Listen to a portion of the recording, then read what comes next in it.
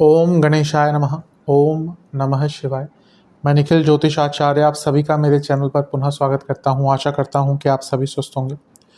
महादेव की कृपा आप सभी पर सदैव बनी रहे।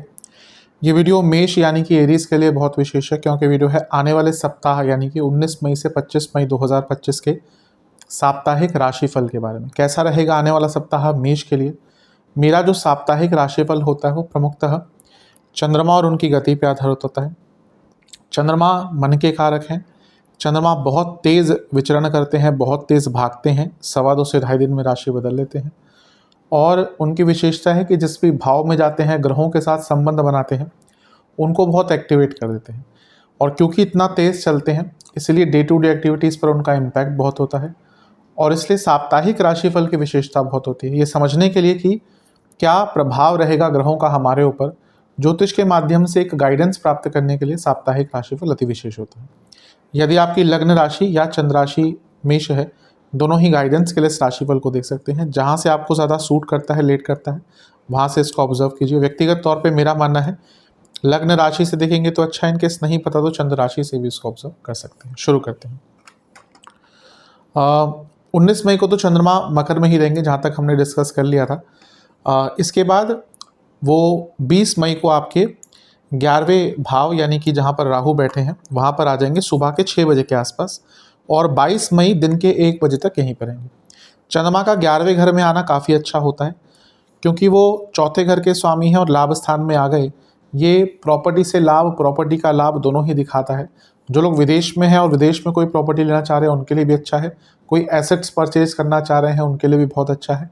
और मंगल की दृष्टि प्रॉपर्टी संबंधित चीज़ों में सफलता को और भी दिखा देती है। यहाँ पे राहु के साथ हैं, 11वें घर के राहु भी अच्छे होते हैं और 11वें घर के चंद्रमा भी अच्छे होते हैं। तो ये अचानक से बड़े धन प्राप्ति की ओर भी इशारा कर रहा है।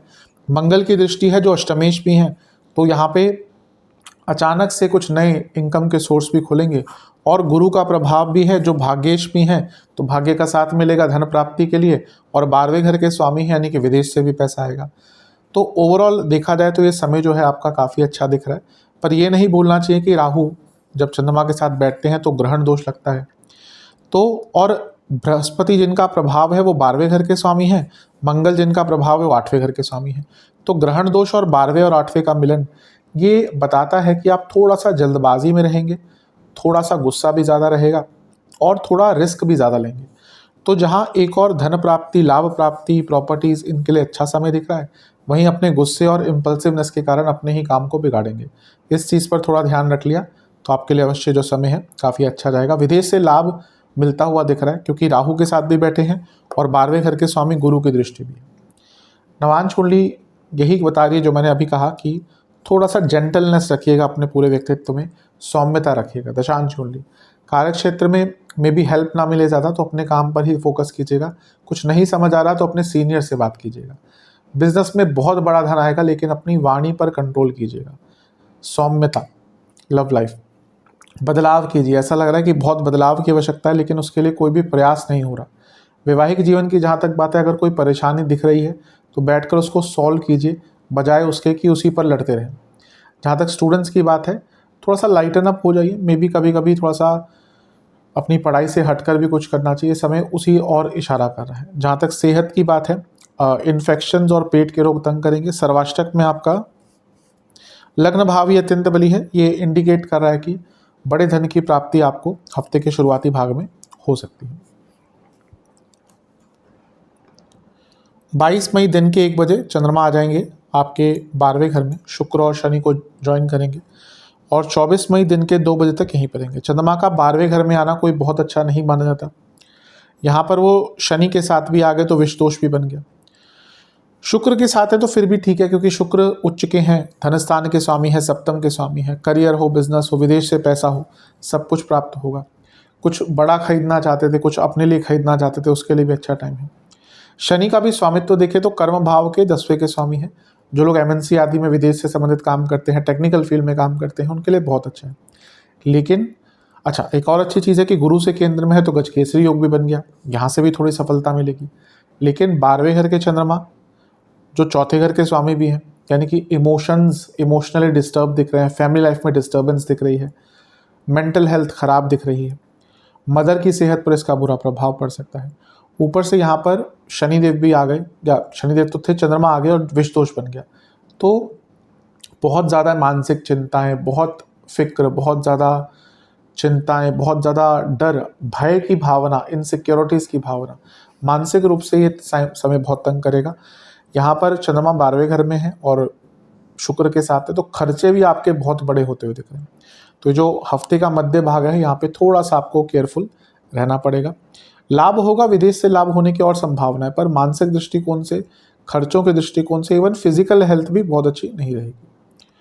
अचानक से कुछ लोगों की तबीयत खराब हो सकती है। नवांश कुंडली बता रही है कि ये टाइम बैठकर फ्यूचर प्लानिंग का है। दशांश कुंडली, कार्य क्षेत्र में एक फ्लो रखिएगा, चीज़ों को डिले मत कीजिएगा। बिजनेस की जहाँ तक बात है, थोड़ा पॉजिटिविटी लाइए अपने पूरे व्यक्तित्व में। आई थिंक आप बहुत ज़्यादा पेसिमिस्टिक या नेगेटिव सोच रखना शुरू हो जाते हैं। लव लाइफ की जहाँ तक बात है, ठीक है, ज़्यादा आर्ग्यूमेंट आदि मत कीजिएगा। वैवाहिक जीवन में ये ऐसा मौका है जहाँ पे कन्वर्सेशन करके अपने बीच की प्रॉब्लम्स को सॉल्व किया जा सकता है। जहाँ तक स्टूडेंट्स की बात है, थोड़ा सा आत्ममंथन का समय है। बैठकर सोचिएगा क्या कर रहे हैं, क्यों कर रहे हैं, कहाँ जाना है, कहाँ तक आए हैं। सेहत के हिसाब से स्लीप डिसऑर्डर, हार्मोनल प्रॉब्लम, नसों की प्रॉब्लम, पेट की प्रॉब्लम। सर्वाष्टक में आपका 10वां घर बली है। जो लोग जॉब चेंज करने का विचार कर रहे थे, हफ्ते का मध्य भाग आपके परिस्थिति में थोड़ा सा सुधार या थोड़ा सा हेल्प कर सकता है। 24 मई दिन के 2 बजे के आसपास चंद्रमा आ जाएंगे आपके लग्न भाव में, यानी कि मेष में, और सप्ताह के अंत तक यहीं पर रहेंगे। इससे एक दिन पहले बुध का गोचर भी हो चुका होगा, 23 तारीख को आपके दूसरे घर में चले जाएंगे। चंद्रमा का लग्न भाव में आना अच्छा ही होता है।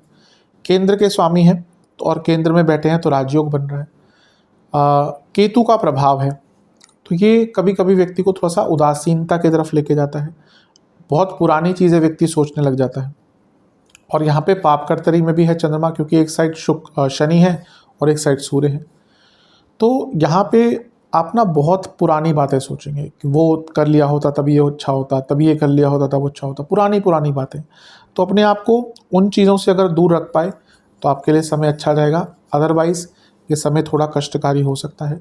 चंद्रमा केतु का कॉम्बिनेशन, क्योंकि केतु की दृष्टि है, ये टेक्निकल फील्ड के लिए बहुत अच्छा है। कुछ रिसर्च करना चाहते हैं, कुछ नया सीखना चाहते हैं, कुछ लर्न करना चाहते हैं, कुछ एनालाइज करना चाहते हैं, उसके लिए बहुत अच्छा है। चौथे घर के स्वामी लग्न में है और लग्न के स्वामी चौथे घर में है। ये परिवर्तन योग भी बन रहा है, क्योंकि मंगल चंद्रमा की राशि में है, चंद्रमा मंगल की राशि में है। तो ये फिर से हफ्ते का जो अंतिम भाग भी है ना, वो प्रॉपर्टी के लिए अच्छा है। यानी कि परचेज करनी हो, इवन कंस्ट्रक्शन करना हो, उसके लिए समय काफ़ी अच्छा है। तो प्रॉपर्टी के लिए अच्छा है। लेकिन जैसा मैंने कहा, पाप कर्तरी में है चंद्रमा, चिंता। हफ्ते का जो मध्य भाग था वैसा नहीं रहेगा, लेकिन फिर भी थोड़ा सा एग्रेशन, परिवर्तन योग के कारण एग्रेशन भी आएगा, और केतु के कारण पुरानी सोच बहुत रहेगी। नवांश कुंडली बता रही है कि कई ऐसे लोग हैं जो आपके इनोसेंस का फ़ायदा उठाते हैं। आपको पहले इनको समझना पड़ेगा, इनको अपने से दूर करना पड़ेगा।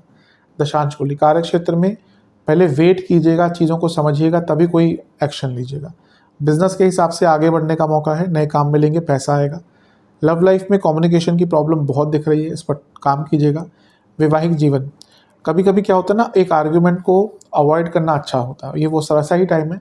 अगर आपको लग रहा है कि कोई ऐसी बात हो रही है जो आगे आर्ग्यूमेंट में कन्वर्ट हो सकती है, पता चल जाता है। अगर आप साथ में कुछ रह रहे हैं ना, आपको पता है कि हाँ ये बात कहाँ जाने वाली है। नहीं पता चलता तो कहीं ना कहीं आपकी कमी है। तो यहाँ पे आपको अपने आर्ग्यूमेंट को अवॉइड करना है। स्टूडेंट्स, थोड़ा सा ट्रस्ट आपका अपने ऊपर से ही कम हो गया, उस ट्रस्ट पर काम कीजिए, अवश्य उसकी बहुत रिक्वायरमेंट दिख रही है। सेहत की जहाँ तक बात है, स्लीप डिसऑर्डर, ब्लड डिसऑर्डर और पेट के रोग बने रहेंगे। इन्फेक्शंस का थोड़ा डर रहेगा। सर्वाष्टक में आपका 10वां भाव बली है। कार्य क्षेत्र में कुछ अच्छा काम करने का मौका मिलेगा। उपाय के स्वरूप में हनुमान बाहुक का 2 बार पाठ कर बजरंग बली को फलों का भोग लगाइए। आशा करता हूँ कि वीडियो काम आएगी। चैनल पर नए हैं, सब्सक्राइब कीजिए, वीडियो को लाइक कीजिए। मिलता हूँ अगली वीडियो में, तब तक के लिए ओम नमः शिवाय।